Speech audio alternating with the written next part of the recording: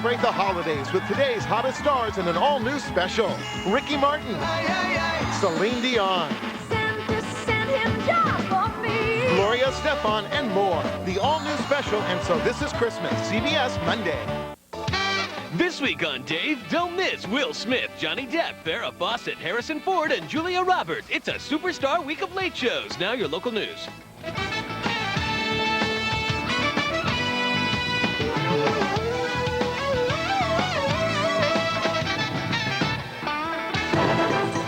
It's time for News 2 with Dana Adams, Vince Dementri, Linda Church with weather, and Gary Apple on sports. Our top story tonight, scores of people gather for an all-night vigil to protest Mayor Giuliani's treatment of the homeless.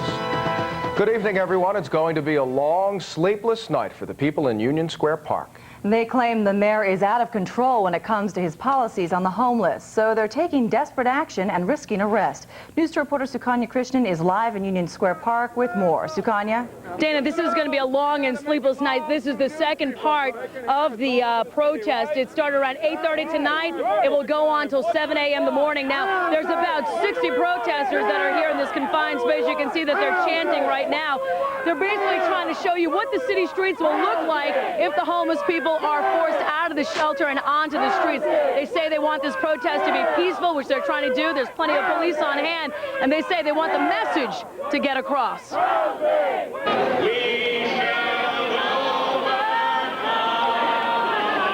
The battle lines have been drawn over the city's homeless policy. On one side tonight, hundreds of protesters who gathered in Union Square to stop the mayor's protest to kick the homeless out of shelters unless they get jobs, or even worse, lose custody of their children if they don't do so. The fact is, he does not have the legal right to take children away from the mothers. He does not have the legal right to throw single adults on the street. We are in court fighting that, and today we are in the court of public opinion. Homeless advocates say they were forced to the streets today after the mayor in October announced plans to enforce work and other welfare rules as a condition of shelter for homeless families. Homeless advocates say it's a violation of everyone's civil rights. 20 years ago today, the state Supreme Court ordered the city to provide shelter for the homeless. Today, the mayor says homeless advocates are misinterpreting his actions. We are not arresting homeless people for being homeless.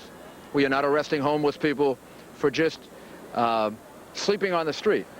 Homeless people can only be arrested for committing crimes.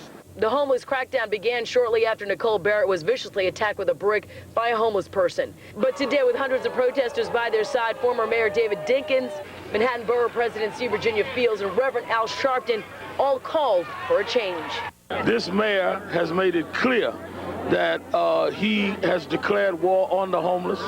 He used the brutal, vicious attack of a woman to try and act like it was the homeless. It was not. The man was not even homeless. And Janice Powell needs a change right away. She is on public assistance. She's scared about what's going to happen to her and her son if this policy goes through. Well, it's a frightening situation because it just makes me realize how vulnerable single mothers like myself really are, and how easy it is for a mother to be separated from her child. Now you can see how riled up protesters are. They're asking Mayor Rudy Giuliani to give housing and not spread the message of hate. That's what they say. Of course, the rally falls just a week before the new homeless policy, which the mayor is trying to implement, will go into effect.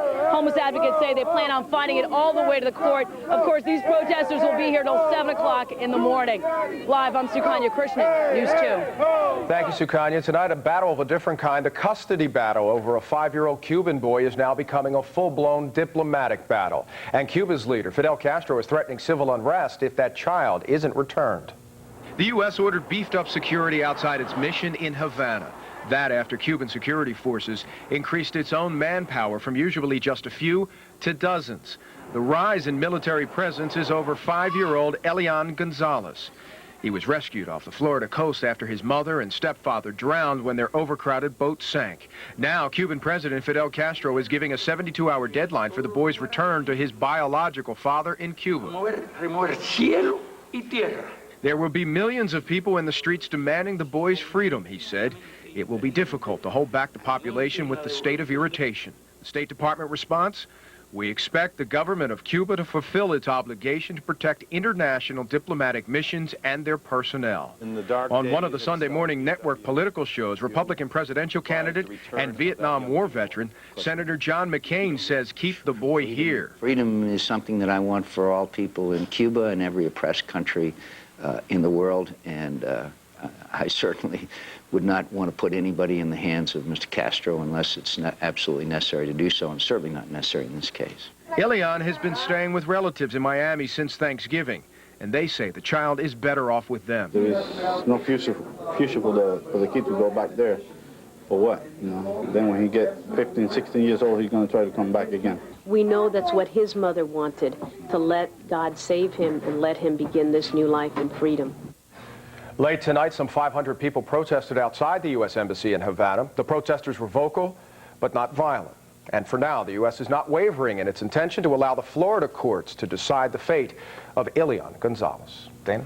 Actor Danny Glover played the role of problem solver today at a public forum that brought together cabbies, civil rights activists, and diversity experts. His mission? To end discrimination against minorities by cab drivers who choose their passengers based on race. The hearing was arranged by Danny Glover as a way to